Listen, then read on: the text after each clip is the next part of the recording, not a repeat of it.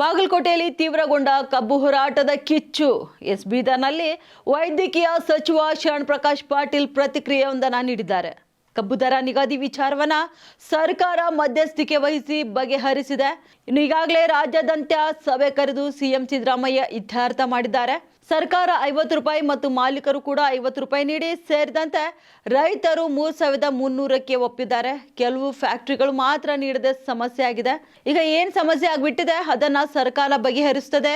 ಇನ್ನು ದೊಡ್ಡ ಏಕೀಕರಣ ಹೋರಾಟದ ನಂತರ ಒಂದೆಡೆ ಕಬ್ಬಿನ ವಿಚಾರವಾಗಿ ರೈತರ ಸಮಸ್ಯೆ ಆಗ್ಬಿಟ್ರೆ, ಇನ್ನೊಂದು ಕಡೆ ರಾಜು ಕಾಗೆ ಅವರ ಕರ್ನಾಟಕ ರಾಜ್ಯ ಪ್ರತ್ಯೇಕ ಮಾಡಲು ಹೊರಟಿರುವ ವಿಚಾರವಾಗಿ ಉತ್ತರ ಕರ್ನಾಟಕ ಪ್ರತ್ಯೇಕ ರಾಜ್ಯ ಮಾಡಲು ಕಾಂಗ್ರೆಸ್ ಶಾಸಕ ರಾಜು ಕಾಗೆ ಪತ್ರ ವಿಚಾರವಾಗಿ ದೊಡ್ಡ ಏಕೀಕರಣ ಹೋರಾಟದ ನಂತರ ಕರ್ನಾಟಕ ರಾಜ್ಯವಾಗಿದೆ ಎಂದು ಶರಣ್ ಪ್ರಕಾಶ್ ಅವರು ಹೇಳಿಕೆಯೊಂದನ್ನು ನೀಡಿದ್ದಾರೆ.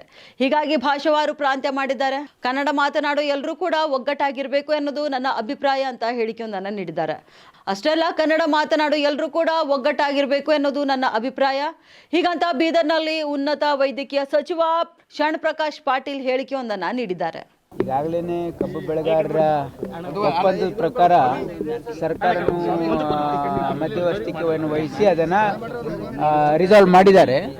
ಆದರೆ ಈಗ ಸದ್ಯಕ್ಕೆ ಏನೋ ಒಂದು ಫ್ಯಾಕ್ಟ್ರಿ ಒಂದೆರಡು ಫ್ಯಾಕ್ಟ್ರಿ ಏನೋ ಸಮಸ್ಯೆ ಇರಬೇಕು, ಅದನ್ನು ಕೂಡ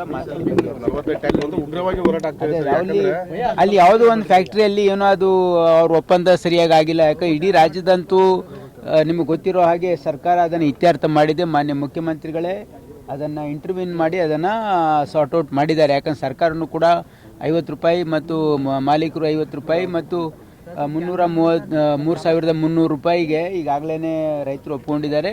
ಆದರೆ ಇನ್ನೂ ಅಲ್ಲಿ ಒಂದು ಕಡೆ ಏನು ಒಪ್ಪಂದ ಆಗಿಲ್ಲ, ಅದೇನೋ ಸಾರ್ಟ್ ಔಟ್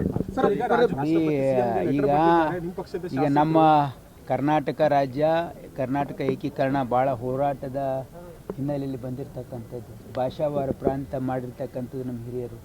ಹಾಗಾಗಿ ಕನ್ನಡಿಗರು ಕನ್ನಡ ಮಾತಾಡ್ತಕ್ಕಂಥ ಎಲ್ಲರೂ ಒಕ್ಕಟ್ಟಾಗಿರಬೇಕು ಅಂತಕ್ಕಂಥದ್ದೇ ನನ್ನ ಭಾವನೆ.